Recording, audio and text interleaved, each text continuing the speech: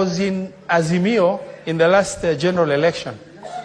But after election, through invitation, I managed to join Kenya Kwanza government.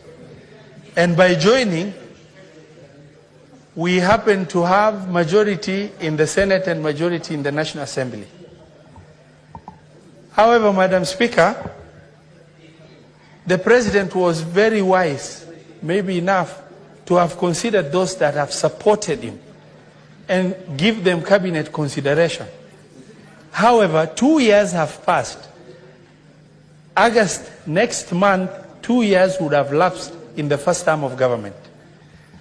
It is about time for the President to be able to really look very, very deeply into whether or not political reward has really managed to help him manage the political government into delivering the result that is required.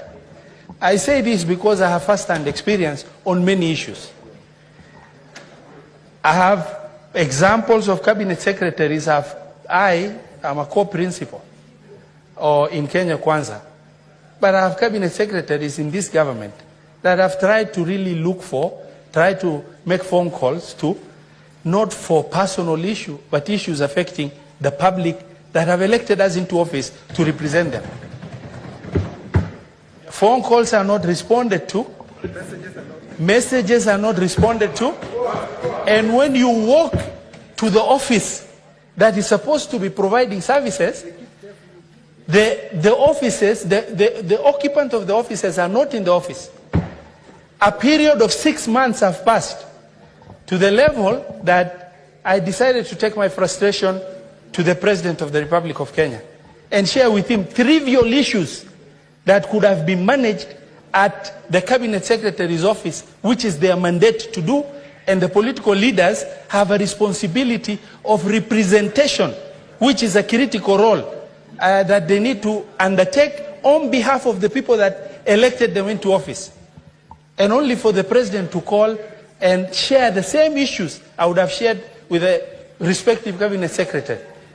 And I was asked to go and see the Cabinet Secretary. 6 months down the line, I am unable to see that Cabinet Secretary. Now the question I ask myself, my issues are very minor. I can overlook and forget about it. But the question is, who is managing the political government of President Ruto? Who is managing? If the Cabinet Secretaries do not understand their role, that everything must be done by the President of the Republic of Kenya, trivial issues that the President should not even speak to, issues that a Cabinet Secretary needs to attend to. And instead, what we have are Cabinet Secretaries that are working. Senator Keroche, can you please consult in meetings? What we have are Cabinet Secretaries that are working as CEOs of private entities. They talk to who they want, be in the office when they want, and they make feel-good appointments that are picture smart. The other issue, as I observed, because this is an excellent moment of reflection, where they have dubbed our President into launching projects that the procurement process has not been even finished. Project then that in this age of information, project that the President goes, he does groundbreaking. 6 months later, nothing has happened. Who are responsible for that? Cabinet Secretaries. Why? Because they are looking for picture smart opportunities for them to be able to be seen they are working.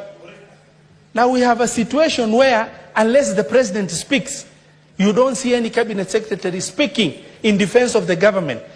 You don't see them moving. Okay, you find them flying, only for them to get opportunities that will make them, a feel-good opportunity for that matter.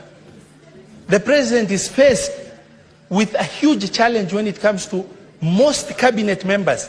A few of them are very diligent at delivery, but most cabinet secretaries are not delivering for the President. And the President cannot run the country and also run the political government of that country. It requires cabinet members who are able to do their responsibilities with minimum supervision. Madam Speaker, at some point I shared some unfortunate advice, maybe even to our president. He does not have to go every other Sunday to a new church, because he will be bombarded with requests, and those requests he will be forced to make promises that it will be impossible to fulfill. It makes the president look bad.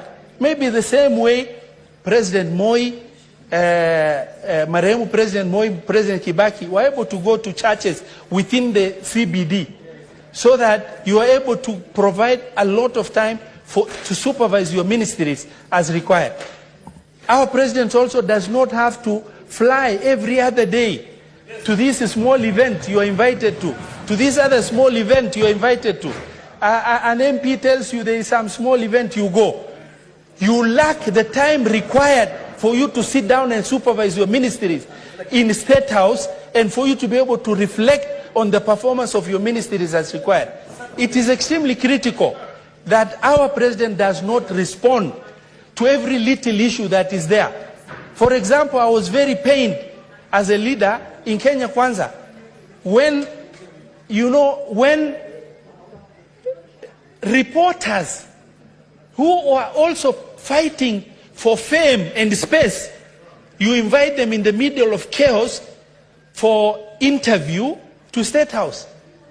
These reporters themselves are fighting for space. Why do you invite them? Then you are able to you want to inform the country, do press briefing that does not require for